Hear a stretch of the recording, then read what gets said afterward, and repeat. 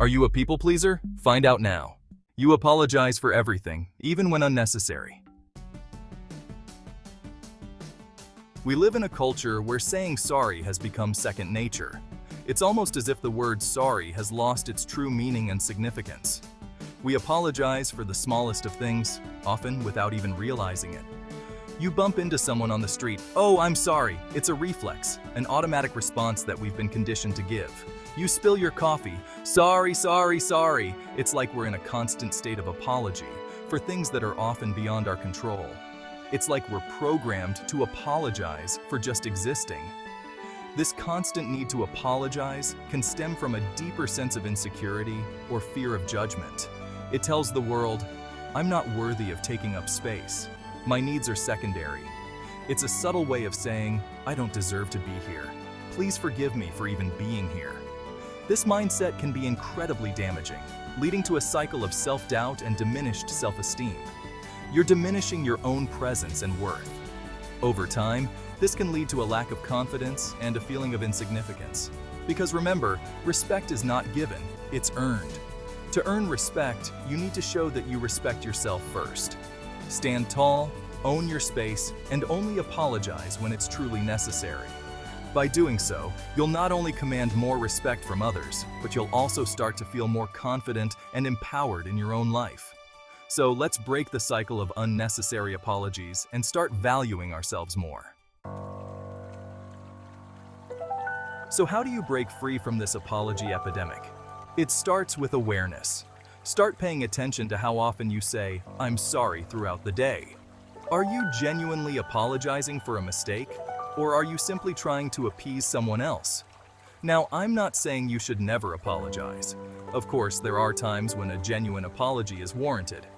But what I am saying is this: choose your apologies wisely. Don't throw them around like confetti. Instead of automatically resorting to, "I'm sorry," try a moment of silence. Take a breath, collect your thoughts, and then choose your words carefully. Know you've been a good friend, and that's through the thick and thin. Now, some of you might be thinking, "Tony, if I don't apologize, what am I supposed to say?" Well, here's a revolutionary idea. How about expressing gratitude? Instead of saying, "I'm sorry I'm late," try, "Thank you for your patience." See, gratitude shifts the energy. It acknowledges the situation without diminishing your own worth. It shows that you value the other person's time and effort without putting yourself down in the process. Confidence is contagious and empowering.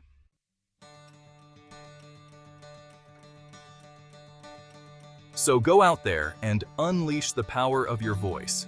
Speak your truth with conviction, and never, ever apologize for being who you are. The world needs your unique gifts and talents. Don't let anyone, including yourself, dim your light.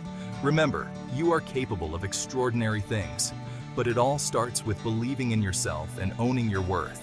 Now go out there and make it happen. Can't say.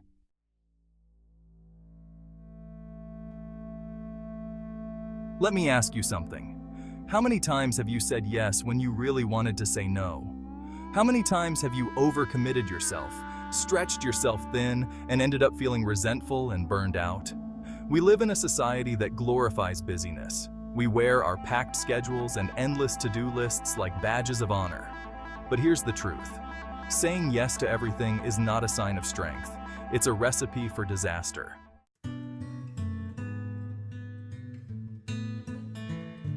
You see, every time you say yes to something you don't truly want, you're saying no to something that matters to you. You're saying no to your own needs, your own desires, your own well-being. But here's the beautiful thing about no. It's a complete sentence. You don't need to justify it. You don't need to explain yourself. You have the right to set boundaries and protect your time and energy. Now, I know what you might be thinking. Tony, I can't just go around saying no to everyone. I don't want to be rude or disrespectful. And you're right. There's an art to saying no with grace and diplomacy. It's not about being aggressive or confrontational. It's about being assertive and setting clear boundaries. It's about valuing your own time and energy enough to say no to the things that don't serve you. And here's a little secret. You don't always have to choose between a flat-out yes or no. There are other options, other ways to navigate these situations without sacrificing your own well-being. You can say, "Let me get back to you on that," or "I'm not able to commit to that right now, but I appreciate you thinking of me." Remember, you're not obligated to give anyone an immediate answer. Take your time, consider your options, and don't be afraid to negotiate. Here's the thing. When you learn to say no to the things that drain you, you free yourself up to say yes to the things that truly light you up.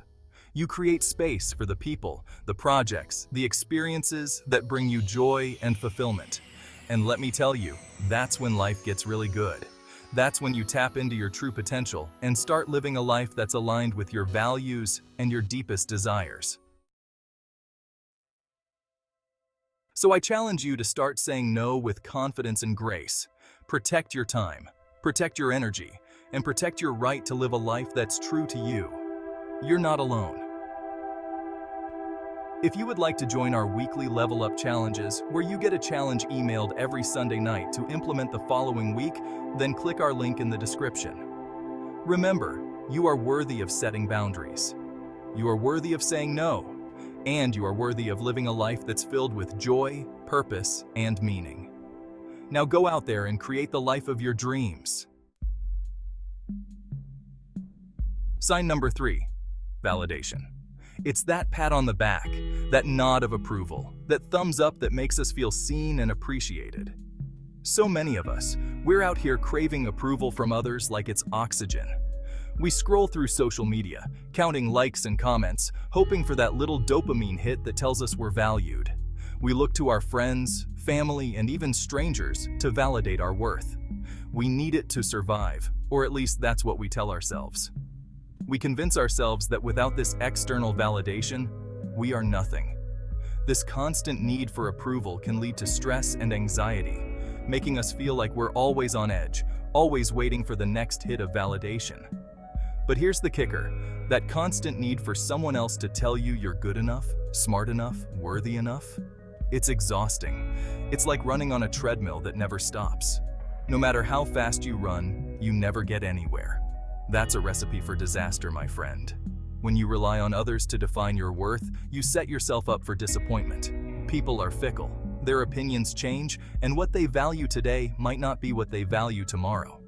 You become a puppet, dancing to the tune of everyone else's opinions and expectations. You lose sight of who you are and what you truly want. Your life becomes a performance, and you're always on stage, always acting, never truly living. And trust me, that's no way to live. Life is too short to spend it trying to please everyone else. You deserve to live authentically, to be true to yourself, and to find joy in who you are, not in what others think of you. So how do we break free from this approval addiction? It starts with recognizing the problem. Acknowledge that you've been seeking validation in all the wrong places, and that it's time for a change. It starts with recognizing the problem. Take a moment to reflect on your actions and motivations. Ask yourself why you seek approval and what you hope to gain from it. Understanding the root of the problem is the first step toward overcoming it. Now, a big part of breaking free from this need for validation is understanding where it comes from. It often stems from our childhood experiences, societal expectations, and the pressure to meet certain standards. These external influences shape our internal dialogue, creating a relentless inner critic that constantly questions our worth and abilities. It's time to turn down the volume on that inner critic. Imagine having a remote control that allows you to lower the volume of those negative thoughts. By doing so, you create space for positive and empowering thoughts to take center stage. Start paying attention to the thoughts you're feeding yourself. Are they nurturing and supportive, or are they critical and discouraging? Journaling can be a powerful tool to track your thoughts and identify patterns. Meditation can help you become more aware of your inner dialogue and cultivate a sense of calm and clarity. Are they empowering you, lifting you up? Positive self-talk can boost your confidence and motivation, helping you to take on challenges with a sense of optimism and resilience. Surround yourself with supportive people who believe in you and encourage you to pursue your dreams. Or are they dragging you down, keeping you small and afraid to shine? Negative self-talk can create a cycle of self-sabotage, where you hold yourself back from opportunities and settle for less than you deserve. It's important to challenge these negative thoughts and replace them with affirmations that reflect your true potential. Remember, your thoughts create your reality. The way you perceive yourself and your abilities shapes your actions and outcomes. By cultivating a positive mindset, you can transform your life and achieve your goals. If you constantly tell yourself you're not good enough, not worthy, not capable, guess what? You're going to believe it. These limiting beliefs can become self-fulfilling prophecies, holding you back from reaching your full potential. You're going to believe it.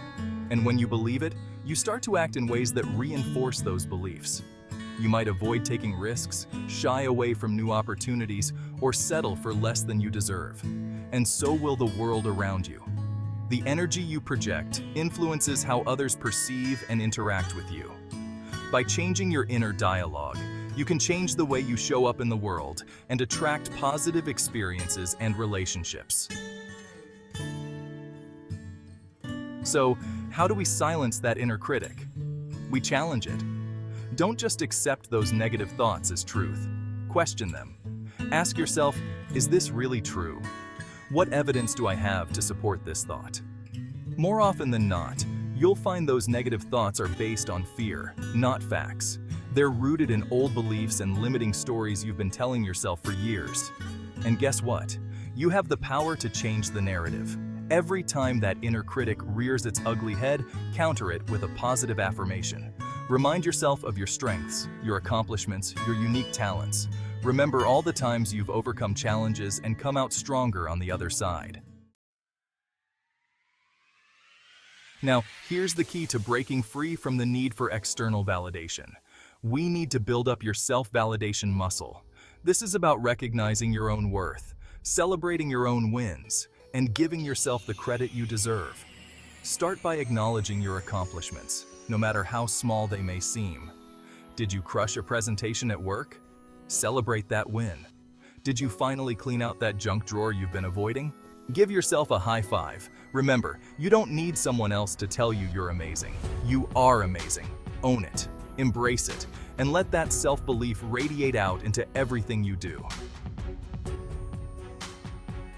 Here's a powerful truth. Action creates belief. The more you act in alignment with the person you want to be, the more you'll start to believe in yourself. It's a self-fulfilling prophecy, my friend. So, set yourself some goals. Challenge yourself to step outside your comfort zone. Take action, even if you're scared. Because every time you do something that scares you, that proves to yourself what you're truly capable of. And as you start to see yourself achieving these goals, as you start to witness your own strength and resilience, your self-validation will skyrocket. You'll realize that you don't need anyone else's approval. You are enough, just as you are. We've covered a lot of ground today, my friends. We've talked about the signs of people-pleasing, the importance of setting boundaries, and the power of self-validation. But knowledge without action is meaningless. Before we wrap up, I want to hear from you. Drop a comment below if you've ever struggled with being a people-pleaser, and let me know what you're going to do to take back your power. Remember, you're here to level up, and the journey starts now. I'll see you in the next one.